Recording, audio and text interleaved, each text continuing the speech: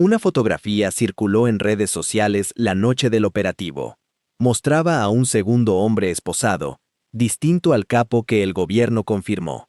Ese segundo nombre nunca apareció en ningún comunicado oficial, y hasta hoy, el Registro Nacional de Detenciones no tiene ninguna ficha con su nombre.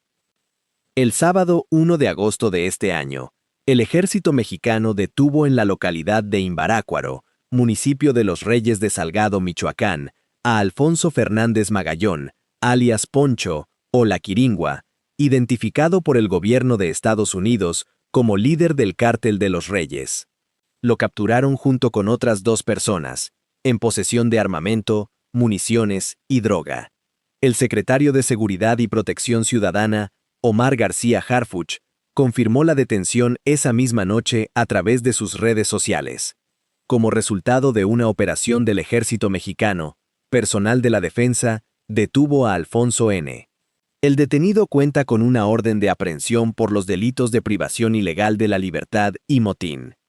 Horas después de la captura, integrantes de su organización incendiaron vehículos y bloquearon carreteras en los municipios de Los Reyes y Peribán. Se registraron 6 bloqueos, todos desactivados por las fuerzas de seguridad. Para entender el peso de esta detención, hay que entender primero quién es La Quiringua. El gobierno estadounidense ofrecía hasta $5 millones por información que llevara a su captura, derivado de cargos por narcotráfico que enfrenta en ese país. Está señalado como el líder del Cártel de los Reyes, una de las células que integran Cárteles Unidos, la alianza de organizaciones michoacanas que nació precisamente para resistir el avance del Cártel Jalisco Nueva Generación en el occidente del estado. Según las investigaciones estadounidenses, La Quiringua se encargaba de reclutar exmilitares y expolicías colombianos para fortalecer la capacidad armada de la organización frente al ZOJNG, y dirigía operaciones que incluían el uso de drones con fines de ataque. Dentro de la estructura de Cárteles Unidos, operaba bajo las órdenes de Juan José Farías Álvarez, alias El Abuelo, líder del Cártel de Tepalcatepec y una de las figuras con mayor recompensa ofrecida por el gobierno estadounidense dentro de todo el conflicto michoacano. Hay un dato sobre el propio Fernández Magallón que rara vez se cuenta con el detalle suficiente, y que dice mucho sobre cómo se construyó su poder en la región. En algún momento de su trayectoria, llegó a actuar como dirigente de un grupo de autodefensas, esas organizaciones civiles armadas que surgieron en Michoacán hace más de una década, formalmente para proteger a las comunidades de la extorsión y la violencia de los cárteles. Es un patrón que este canal ha documentado antes en otras regiones del país. El mismo movimiento que nació como respuesta ciudadana al crimen organizado terminó, en varios casos, absorbido o reconvertido en la siguiente generación de esas mismas estructuras criminales. La Quiringua no llegó al liderazgo del Cártel de los Reyes desde afuera. Llegó, en parte, desde el lado que se suponía debía combatirlo. Y esa trayectoria conecta directamente con cómo su organización sostenía su economía diaria. Más allá del tráfico de cocaína, fentanilo y metanfetamina hacia Estados Unidos, las autoridades señalan a esta célula por actividades de extorsión contra productores agrícolas de la región, en un estado donde la agricultura de exportación, particularmente el aguacate, mueve miles de millones de pesos al año y sostiene a decenas de miles de familias. No es un dato menor. Michoacán es, por mucho, el principal productor y exportador de aguacate de México, y el cobro de piso a esa industria ha sido, durante años, uno de los mecanismos de financiamiento más estables para las organizaciones criminales que operan en la región, precisamente porque los productores no pueden simplemente moverse a otro estado para escapar de la extorsión. En febrero de este año, Estados Unidos designó a Cárteles Unidos como organización terrorista extranjera y terrorista global especialmente designado. Esa designación no fue solo simbólica.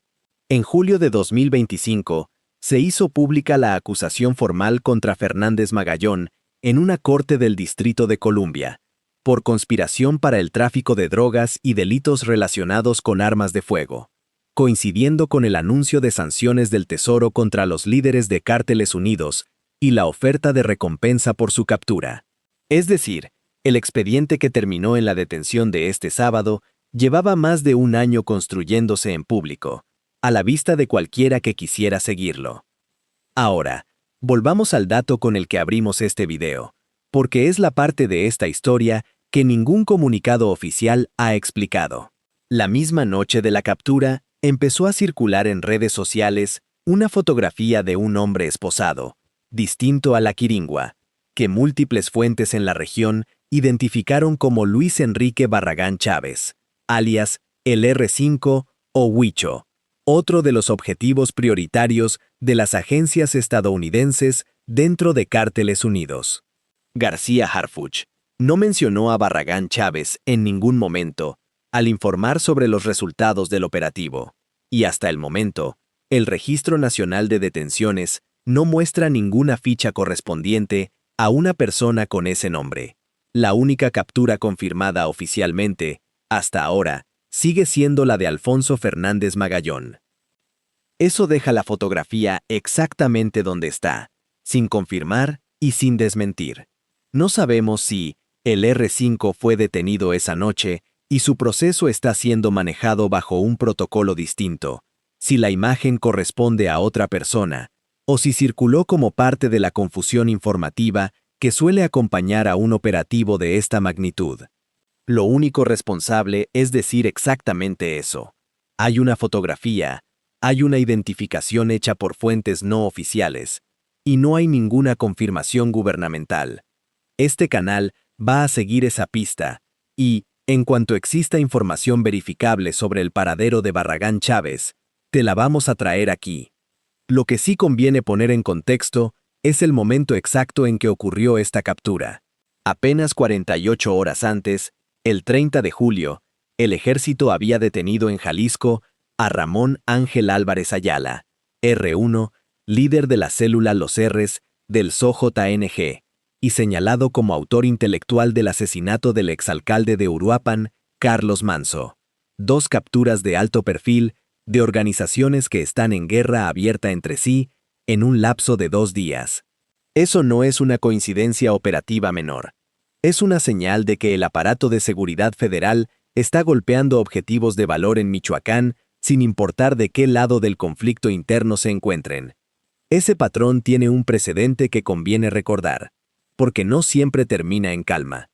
Cárteles Unidos como alianza nació precisamente de ese ciclo anterior, cuando el dominio de los caballeros templarios sobre Michoacán empezó a resquebrajarse a partir de 2013. Distintos grupos de autodefensas y células locales, entre ellas las que después integrarían el cártel de Tepalcatepec de El Abuelo Farías, se organizaron primero para combatir a los templarios y terminaron, con el tiempo, disputándose entre sí el control del mismo territorio que habían liberado.